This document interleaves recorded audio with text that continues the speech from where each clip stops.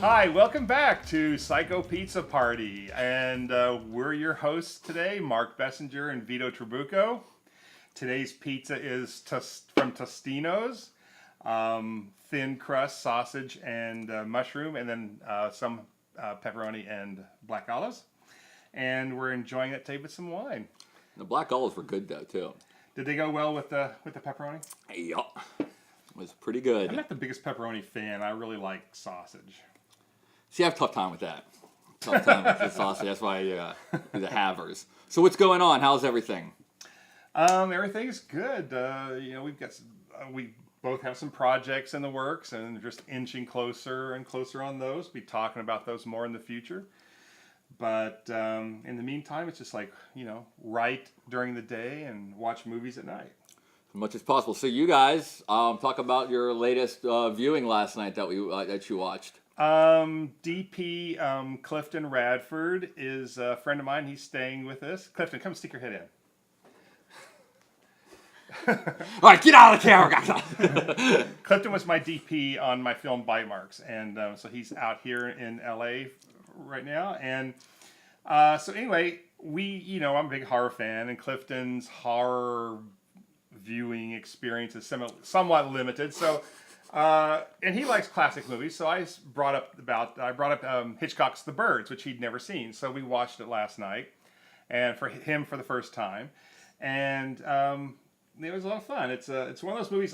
It's my third favorite Hitchcock film, so I can watch it over and over and over. I don't know how many times I've seen it. Yeah, I was telling Clifton about it earlier. We were talking about how when you see interviews with Spielberg talking about Jaws, he basically is he copied Birds, every plot point in the Birds he did in Jaws, and you can see that when you watch them both.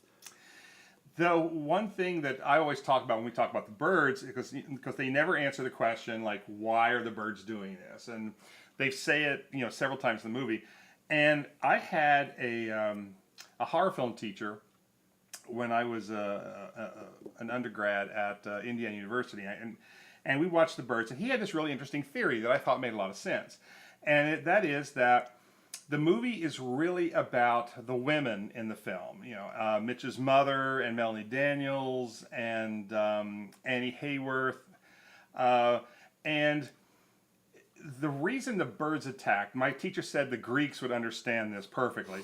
He said the birds represent the Furies, like the old Greek Furies. And the birds represent the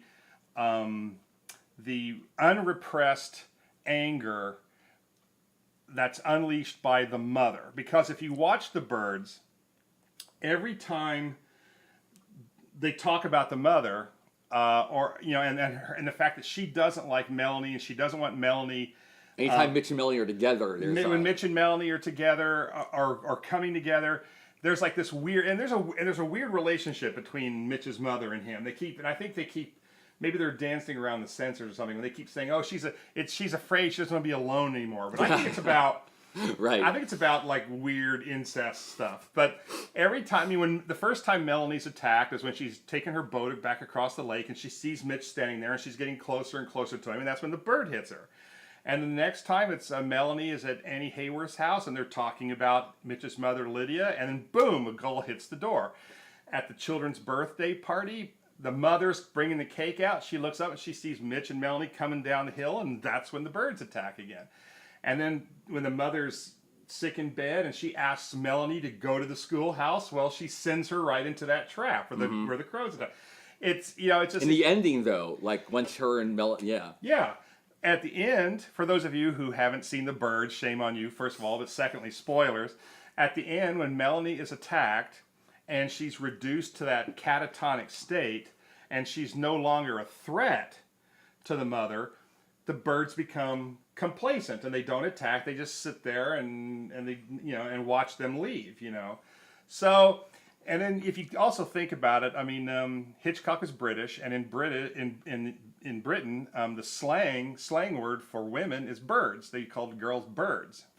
So, that's the best breakdown of the Birds I've ever heard, though. It's for this one. I love it. I'm sold, even if it's not true. I always love that one. So that's always been kind of my take on the Birds, and that was dumb. And yeah. I really enjoy it. So I love that movie. See it agreed, again. Agreed. So Speaking of birds, Let's get down. and women. My we've got a- favorite we have a- bird. We have a special guest today. Vito, you want to introduce her? Yes, this is the best actor ever. My friend Ivet Corvea. I clap for myself. Thank you. Thank you, You're thank you, thank crazy. you. I'm not, but I appreciate that you say that. Well, no, we've known each other for a few years Yeah. now. We met on a movie that we did together, Bloody Bloody Bible Camp. Yes. And it was awesome. We had an awesome time. Casting it, we had an awesome time. But I know. we met because we watched the film of yours beforehand Yeah. called Run Bitch Run, Yeah. who a lot of people have seen as well. Yeah, that was actually a really great film because they called me the guys, Robert and Joseph, the writer and creator and all, and they're like, okay, we have this role. I'd done a short film with them, the 48-hour film festival. Oh, okay. I thing. see. Yeah. Okay. And they're like, we have this idea, and you know, you play this girl, and she's a prostitute. I'm like, okay, she's a prostitute, okay. You know, and then they're like, she does this. I'm like, oh, okay. Then they're like, oh, this is how she dies. I'm like, oh, okay. And then they're like really like trying to sell it, and then at the end they're like, oh, and also there's also this little thing with a plunger, and I'm Yes. like, And for anyone who hasn't seen the movie, watch that. and I was like, and it was so funny because I just watched Monica, the girl from Friends, that TV show that she did, which I thought was fantastic, where she played a journalist. It was really, it had like 1 or 2 seasons. What show is that? I forget the name of it now. I don't know what you're talking about. But Yeah, I didn't see it. can't remember it either. It was brilliant. I thought a real like seedy look at the paparazzi in LA. Okay. And she did a masturbation scene in it, and it's on TV. And I was like, you know what? If Monica from Friends can do it, I sure as hell can too. So that's why I said yes. Oh, it's to great. the plunger. Yes. And yes. no, I didn't do the plunger. Somebody actually asked me that. I was like, really? You think that really happens? No, that didn't happen. So thank you, Courtney Cox. Yeah, thank you, Courtney Cox. Yeah, and then when you reach out to me about Bloody Bloody Bible Camp, I was like, this is brilliant. And the fact that No plungers. no plungers, and then you're like, and I was like, well, I can help you cast, thinking that you were like, okay, thanks, no, and then you're like, Oh no, let's do all this. over it. I was all over. I like I can't. I can't do was that. Awesome, because as an actor to be in that side of it, you get to see people that come prepared. You get to see people that have no clue. It was so fun doing that. Yeah, it like really was. Christopher, when he came in, had it. We were like, Oh, yeah. like puppies. We were like, There was like 2 or 3 actors. It's just, as soon as they walked through the door, we're like, oh, this is already them. And we Yeah. all just like bump each other. yeah, we're and pay like, attention. look, it's them, And it's them. Christopher Raff, who plays Timmy in Bloody Bloody, the moment he walked through the door, everyone's jaw dropped. It was Yeah. like, thank you, God. We got like this godsend nerd just sent to us. It was, And his look was perfect. His preparation, he was just it. He was Yeah. the character, and it was his amazing. voice was perfect. Yeah. It was really, and then we it's- just got lucky. I mean, with Debbie. everyone's because we lost so many actors. Like literally, Yvette was just had to because we could not find people. They were like when you found Jessica Soderbergh last second. Literally, I met Jessica a week before we shot because Yeah. we couldn't. Everyone was in and out. We didn't even audition her. No. It was like a friend of Matt. Yeah. And whom I fought for. Yes, right. No, we both did because a couple others thought. Yeah, we were like, no, we have to get somebody else, and we both like Matt Aiden a lot. Yeah, because this guy came in for the jock, and I was like, oh, he's such an asshole. Definitely. I loved him too. I loved him. I It's did like, too. It was he so had funny. that vibe, and I'm like, oh, he'd be perfect for it. And, he did it. And he was great. He was so great. Yeah. Funny. Yeah. And then Debbie was a friend of his, and she ended up being brilliant. Yeah, it was perfect. And that was like the biggest lesson I ever learned because at that point I was doing shorts and just stuff, and I never really knew the importance of like the cast. Yeah. Just get the perfect cast and sit back and just keep your mouth shut. And that's really the first time I learned that, and Yeah. it worked out. And that was great. And that's, I guess, for me, the biggest lesson. Because I'm Yeah. always like thinking that, cast this person. Even the casting, I didn't want to be too overbearing. Yeah. Just gotta let it be organic, and just the best actors will come out. Well, and I get always it. say this about casting: the right actor will do the role. It's like you might have an idea who you want, etc., but you never know schedules, money, blah Totally. blah blah. But the one that does it, it's right. Yeah, and Just it's, go absolutely. and believe that and go with that. Yeah, no, absolutely. Like it's so many little lessons in that you learn. It's just like but you're an LA based actress, so Yeah. you go through that grind constantly. Oh yeah, you and know? the thing is, I really want to be doing a lot more television because we were talking earlier about the opportunities in TV right now, and how we Definitely. are in the age of TV. It is. It's the golden age of television. Golden Absolutely. age of television, Absolutely. and there's so many good opportunities. I mean, really meaty, delicious roles out there on TV, and I'm going after it big time right now. I Good. love it. I love Oh, it that's so great. much. But I'm in the grind. Yeah. I'm pounding that pavement I day don't in and think day out. people know that when they move to Los Angeles. Oh. Like, I want to be an actor. I'm moving to Los Angeles. I mean, Listen. like, what would you say to someone? I'm coming out right now. I'm coming. I've been out for a week. Listen, I have a cousin, a very talented actress, went to drama school in Miami, gorgeous, came out here to follow it, and she saw me doing it. She's like, you know, my cousin's doing it, I'm going out there. She was here for a month. She was homesick. You know, it was tough. You don't come here and people don't offer you anything. Right, you're alone. You have to fight for it with everything. You got to know at the end of the day that you're doing the right thing and that, you know, follow your dreams, don't stop no matter what. People will tear you down. Coaches, acting teachers, casting directors, you know, you will encounter people that are not here to help you. Oh, your skin has to be Producers. like the thickest. Oh, can't wait to put you in my movie. Call me. And then you call and they're like, yeah, we can have dinner. I'm like, oh, Oh my God. Okay. here we go. How often does that happen? A Like the lot. sleaze part of it. Really?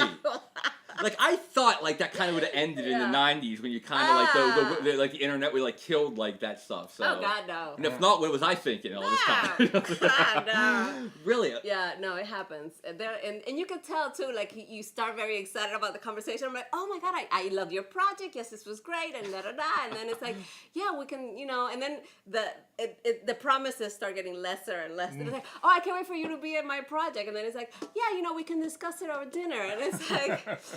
It's like, oh, by the time I'm at dinner, it's gonna be like. Yeah. So you're like, you know what?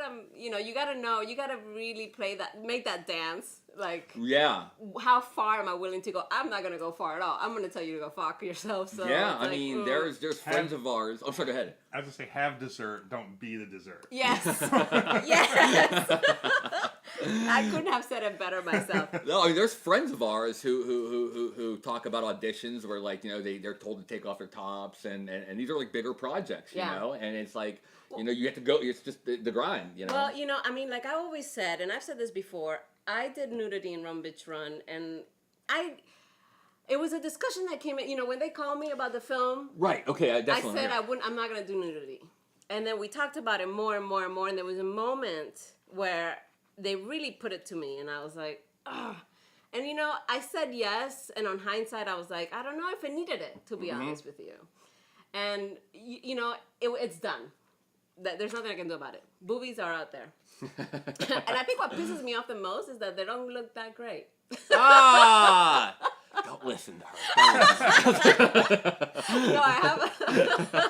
But so then after that, I was like, okay, nudity. If I'm gonna do it, it's got to be something that I know that it makes sense, you know. And I'm very comfortable with my body. I can do whatever in that realm, but I want it to mean something, you know. And like if Quentin Tarantino were to be like, you need to, I was like, yes, I'm naked already. Look. Yeah. But you know, like it's that kind of thing. It's like for a smaller film that I don't know what's it gonna end, how is it gonna be. I'm not gonna, you know. Yeah, what is like the setup on there? Do you have like kind of like a set of standards as far as if I'm going to do a nude scene, if I see this, or this, I can't. Well, okay, so I'm basically where I'm at now is I'm not gonna do any nude scenes unless it's a huge project, you know, Right. a studio film or television network show, you know, something like that. Any independent films that come my way, I will be more than happy to jump in because I love. You know, there's a lot of roles in independent films that I wouldn't have access to. Right. And, you know, and I'm proud that I can still go in there and play, but I'm not going to be doing a nudity because you don't get paid for it. You know, it's just... Yeah, that's another thing, too, right? It just, you know, it becomes a hindrance more than a freedom. You know what's interesting? I've heard so many actors have told me, and I swear this is true, so many actors have said to me about nudity, I don't know if I'd do it in an independent film, but if Tarantino asked me to do it... Why is it always him?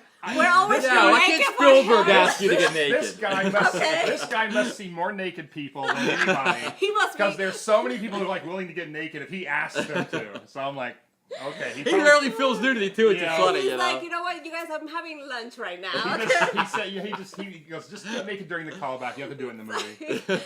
Right. And I was a young actress once, and I made mistakes. I was asked to do like a topless audition. Oh, okay, yeah. Yeah, so you and know. I was like, I don't know, this doesn't feel right, but I did it anyways because I was an idiot and I didn't know any better, and I thought it would work. Did they tape it? Yeah, they taped it, and nothing ever happened from that film. Of course, right? You know what I mean? I never heard from those people again. So there's somewhere. They still have that footage though, Yeah, I bet. and it's like, Deli selling it in the marketplace. yes, so Well- you gotta think about those things. Yeah, Yeah. once you get beyond that point too, and you're actually on a set, we've talked about horror movie sets, like on the set, not actual horror movies, but Yeah. you can walk. You don't even know really what you're walking into either. Yeah. Sometimes on an indie set until you're there, and then it's a whole other. Well, I think what I've learned the best is like that's the discussion you have before you've even said yes to the film. That's the discussion. I mean, as an actress, you have to have this conversation. Guys don't. Guys are not out there being asked, which I think is very unfair. And I think there's got to be much more penis on film for us to feel like it's a fair game out there. I agree. So yes. I agree 100%. So no, we talk about in the casting process. So when we did Bloody, we had to talk to the actor because we had a full frontal nude scene to kick off the movie. Yeah. So that was our one thing we talked about was like. So Yvette was doing the audition. She was the main one they're talking to, and almost every actor would walk in. Every actress was like, we tell about the nude scene. We're doing a full frontal nude scene, and everyone was like, well, if it's tasteful, yes. And then, no, it's not. You're gratuitous. You're gonna blah blah blah. And just told it straight up, and it kind of went well with us because we were so blunt. You have to don't sugarcoat it. Right. Tell them what it is.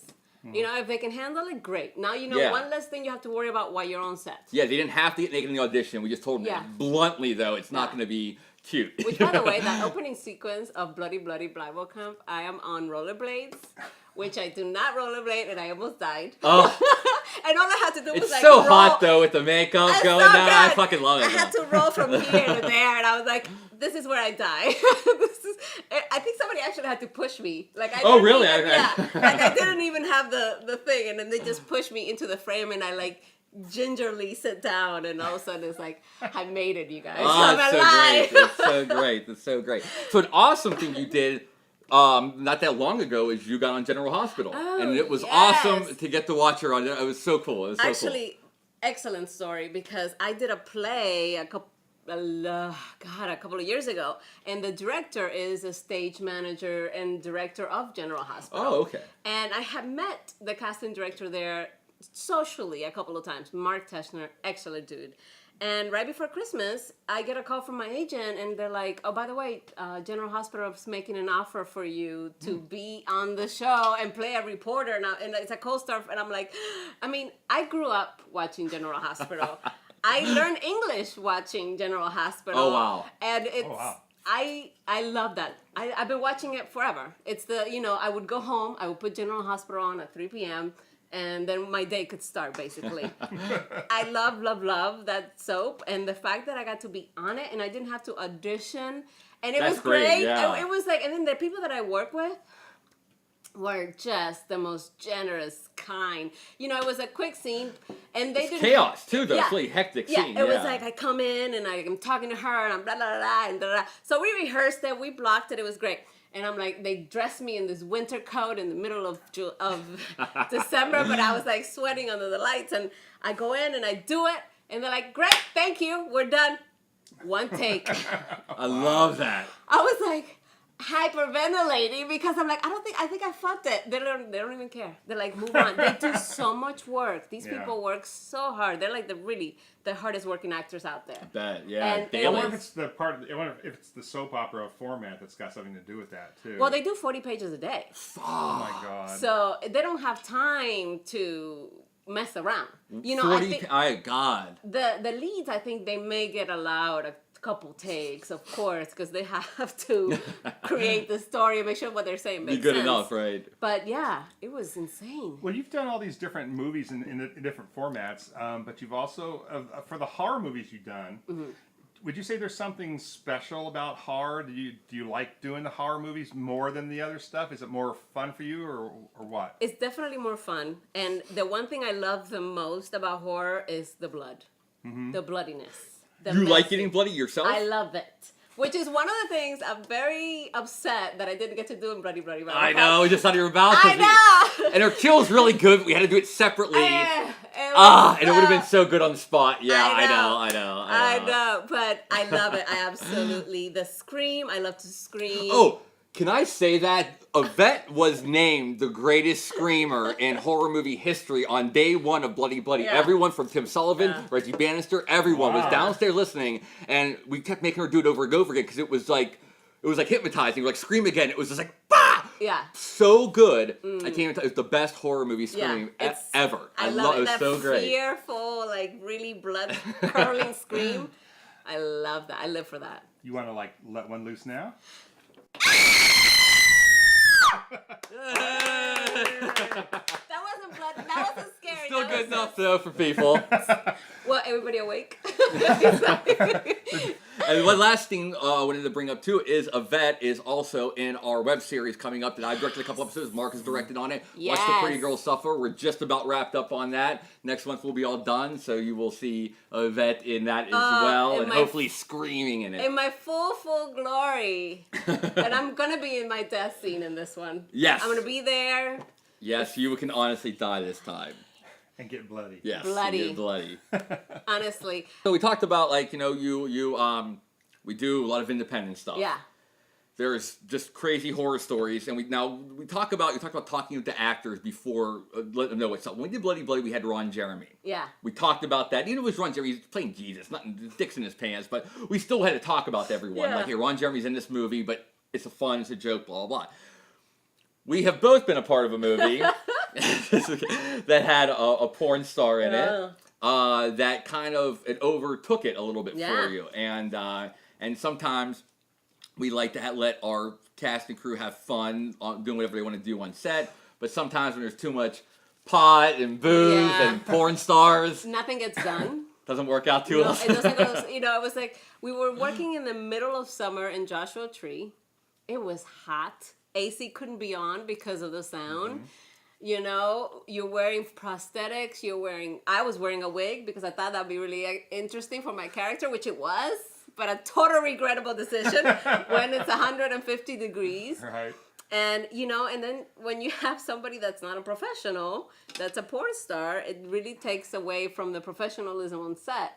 And where you could have had something that could have been, should have been shot at 2 p.m. and it's 5 and it still hasn't been done because diva behavior, you're like, kill me. Yeah, I've always said the Kill me only acceptable like cocaine head you can have on a set is Jack Nicholson in The Shining. And besides that, no one else is And allowed to even do that, it. well, he's not working anymore. So, you know what I mean? It's The only like, time it worked, it seemed like, yeah. Well, one thing we like to do toward the end of each program is we like to ask our special guests about movies, horror okay. movies that they've seen and that they think may not be as well known to the horror community. So, what movies have you seen? What horror movies have Horror. you Now, Put do you they on have to the be spot, horror? sorry. Oh. Well, movies, you Okay. know, it's best you can. Well, there's a film, it's a zombie genre, which I think is one of the most brilliantly done films ever. It's called Juan of the Dead. seen? I've seen that. I never I saw really, that. I really Good. enjoy it. It's fun. It's a Cuban film. I don't know if you understood there were so many political jokes in there. They took so many jabs at Fidel Castro that I was like, how were they even allowed? Because there's no freedom to do that in Yeah. Cuba. You can't get away with that. So just the fact that they did, I was so proud. It is so good, so funny, It's a funny movie. and Okay. brutal, which I thought was just amazing. I never saw One of the Dead because it was Watch just it. right when Shaun of the Dead came out. So I was like, Yeah. oh, I'm not watching another one of those. You No, know, It's but like- this is so good. The actor was brilliant. I mean, the storyline and everything, and they're doing what Cubans want to do. Basically, is to escape and go to the United States. And then this one they're being followed by zombies, so it was great. Okay, there's another Cuban film that I'm gonna have to bring up. It's an animated film, and it's called Vampiros en La Habana. and it's Vampires in Havana. I've heard of it. Very funny. I've never seen it. It's can you think? It's hilarious. It's one of the funniest films I've ever seen in my life. Period. I don't know where you could get this, honestly. I was just about to ask, like, where can I Yeah, watch it? I honestly now I have to think about it To because check Netflix, maybe. okay, I have another film, but it's not a horror film. Okay. So there's a movie that I did called Down and Dangerous, and I play a very sexy prostitute, and I'm having an affair or a relationship with a man, and he's very bad cop, and he's played by Ross Marquand, who plays Aaron in The Walking Dead. So there's the horror a little connection. horror connection at least. It's So like, we so snuck it in. yeah, it's not gonna. Yeah. So if you want to see him, which he's a brilliant actor in The Walking Dead, Mm-hmm. and he's playing a really badass character in this movie, Down and Dangerous, which I have a really funny story. There was a scene there where I was supposed to be topless, right? Yeah. And the director was brilliant, and his wife edited the film, was working with him on camera, also very brilliant, Jamie. And they're like, okay, you know, you're going to be topless. We're going to keep this a closed set. It's just going to be the four of us, me, Ross, and the director and his wife. And I'm like, perfect. And then we do the scene, and I'm topless. And they're like, oh, it doesn't work. I guess because of the way that it was done and stuff. But, you know, you can't tell an actress... Your boobs are not gonna. No, It it's just not gonna, didn't work. Turn around. Yeah. No. So yeah, I'm crying because it's true. My boobs were denied. Oh no. They were like, no, this is not gonna work. And it's not even how they said it. It's just like all in my head. You know? I'm like, oh, okay, but totally glad that it didn't happen. I was willing to do it because we had discussed it, and actually how it was set up in the script, it would have been a little different. Of course, you know, that always happens. And then when we actually got to the moment, it's like, no, she's not gonna be walking in. She's already gonna be there, and then I'm supposed to move. But it would have been awkward to have it like it would have been like a flash just for boobs. Okay. But you know, but then when they're like, no, thank you, put those away. It's like, oh my god. Okay, I'm gonna need therapy after this. No, but yeah, it was great, and poor Ross, I was like on him all day. When's that coming out then? It's out. It's Oh, out. it is out now? Yeah, it's out now. Oh, okay. And it's on video on demand, etc., etc. Oh, okay. And it's called again? Down and Dangerous. Down to Dangerous. Okay. Yes. My fourth film. It's called The Painting, and it's got that Dorian Gray-esque idea behind it. And it's very brilliantly acted, the guy in it. And I play a supporting role of this witch that turns into a zombie. And that's not out yet, though. It's not out yet. Well, fuck it. If you haven't seen Run, Bitch, Run, watch it. It's good. And yeah, there's nothing else to say on that. Awesome. That was great. Thank you so much for coming. Cheers. Oh, cheers. Thank you for having Not me. keeping it Oh, empty. Give don't us worry. anyway. Yeah. Bad luck, but Really? No, it's Nah. not. It's not. We don't believe in Nonsense. that. Yeah. But no, appreciate coming out. Awesome Yes. stories. Thank Very you. cool. Thank you very much. Very Yeah. cool. And we definitely hope you come back in the future. I will. Yes. Thanks, All right. Thank you guys. All right, see you next time on Psycho Pizza Party. Bye.